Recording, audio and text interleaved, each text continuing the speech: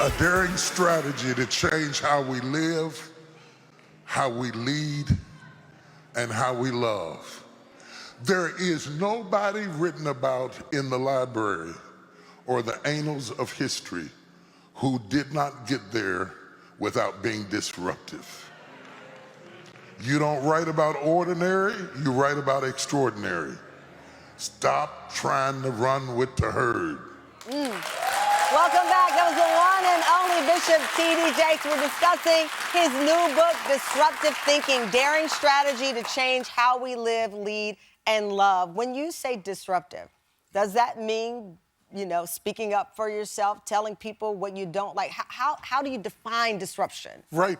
At first, we're talking about disruptive thinking before we start talking about disruptive doing. Okay. So liberating your mind to the possibilities, which costs absolutely nothing to change the way you think, irrigating your consciousness by being exposed to people who are thinking on the level you're going, so that you can learn the language of your next and not the language of your now. Now, okay. We have unused talent that can never be used in the smaller place, that it's designed to be used in the larger place. But it is terrifying, and it's intimidating to be in a room where you're not sure what is the right thing to wear and the right thing to say, and you're a little bit off-put by it. If you can get comfortable with being uncomfortable, you can continue living all of your life. Right, yeah. All of your life.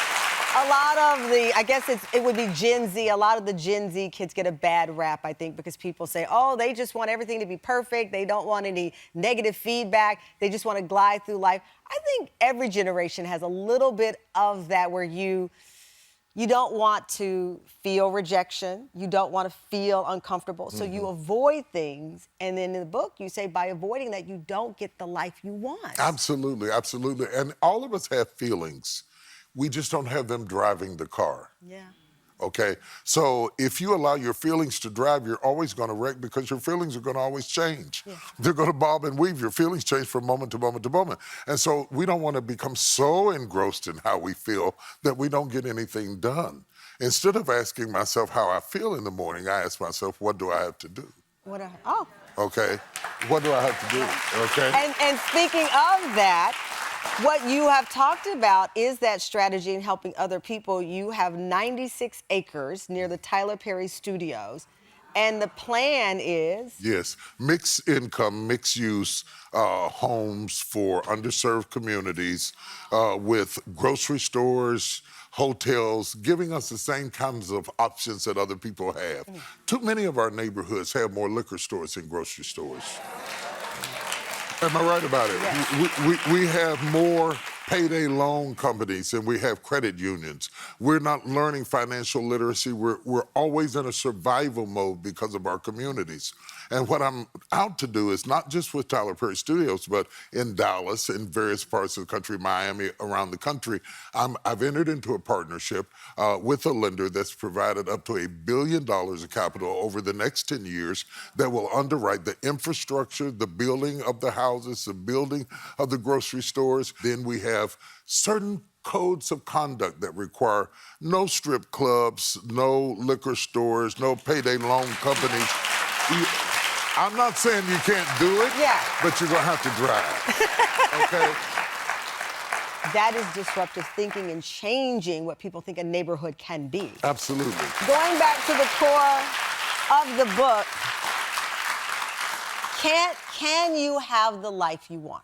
Yes, as long as you don't think that life is going to be totally blissful. There will be seasons, no matter what you have.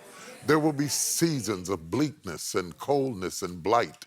And they are meant so that you have a reprieve from spring and productivity. You can't produce fruit 24/7, 365 days a year that will deplete the ground and destroy you.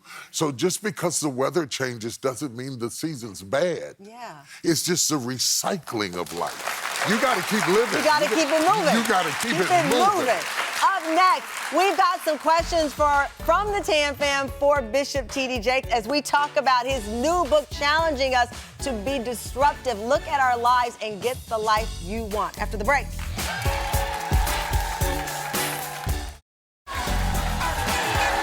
Welcome back. We're with Bishop T.D. Jakes. He is still with us to talk about his latest book, Disruptive Thinking. We have questions from the TAM fam. Let me say this right quick, just before you go into the questions. Last time I was on the show, you were talking about the candles that my wife makes with Sarita Jakes Holmes. The best candle I've ever smelt in my life. Yeah. Bishop Jakes gave me as a gift. Did you come with a gift? Yeah, girl. I got the hookup. We got so much stuff in here, I can't hardly lift it up. Yeah, so you got more candles. You can go ahead and burn that last little bit. Okay, this is so sad, because I swear, if this is the best smelling candle, and I light it and then walk away, because I don't want to burn too much of it. I don't know what she put in these candles. She got everything in there. Okay, I feel bad because I can't share it with y'all. Well, maybe we'll do a holiday giveaway show. We got to get her back on here. That'd be a good idea. Thank you. Yeah, sure. She got you hooked up. All flavors, oh all my smells. gosh, thank you. Yeah. Well, we've been family for a long time. That's right. And you know what? You've always been there for me, which is why I wanted you to answer some of the questions. This first question, I went straight to it. Okay. It says, Shanae, she says, what advice would you give to someone who feels that they're never good enough, that they're afraid to reach their full potential? And in the book, I happened to just turn to the page, you said a self-doubting belief system creates mental and emotional atrophy. Absolutely, it paralyzes you. And you don't get to that never good enough by yourself. Somebody ushered you into that feeling, okay? And if words brought you into it, words can bring you out of it, okay?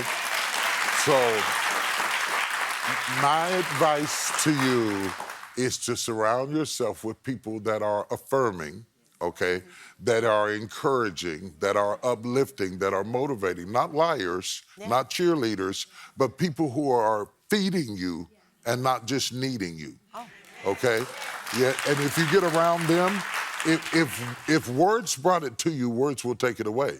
That's a great point. You didn't come to the point of not feeling good enough by yourself. Somebody said something, somebody did something, somebody criticized you and left the dust of their remarks to linger on the furniture of your life. Oh, so true. It's so true. Before I get to the next question, it's graduating season, so you'll have a lot of young people graduating from high school, some folks graduating from college. This is the big time where people give you wisdom on what they think. How do you handle that? Because there's a lot of pressure when folks talk to you because you are a person who offers some of the best advice ever heard. Well, you know, just because you graduated, don't burn down the school. That's my advice to you. You will spend the rest of your life learning.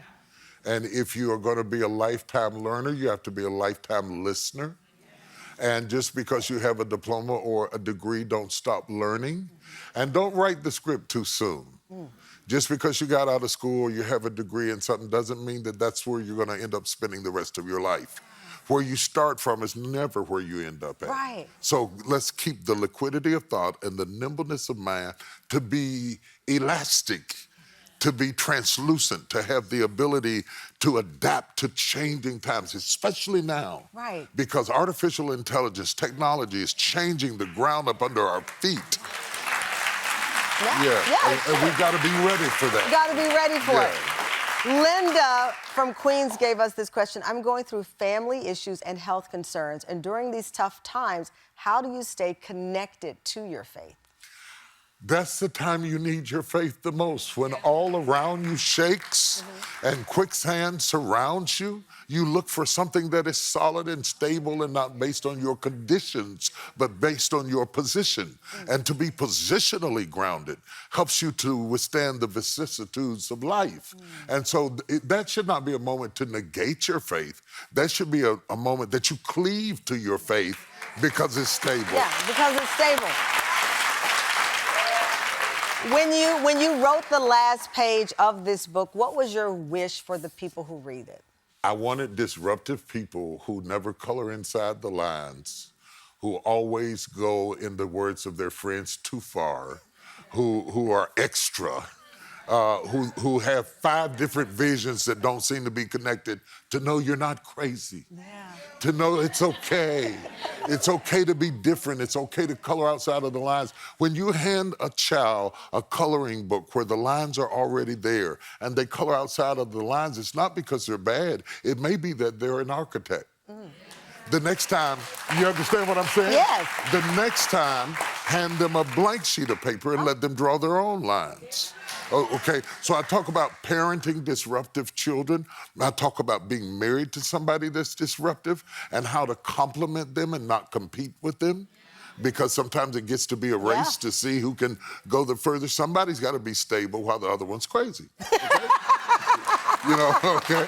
And so it's a very important thing for us to notice that disruption is not the same as destruction. Okay?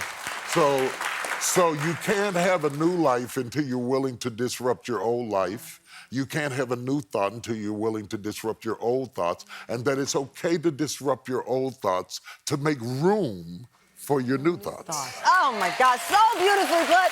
The book again, Disruptive Thinking, a daring strategy to change how we live, lead, and love. It is out now. Y'all ready to be disruptive? Yeah! Well, I did get a candle, but you get the book. The whole audience is going home with your own copy of Bishop Jake's new thought-provoking book for all of our lives, no matter who you are. Thank you, sir. What a pleasure. I love you. Thank you so much.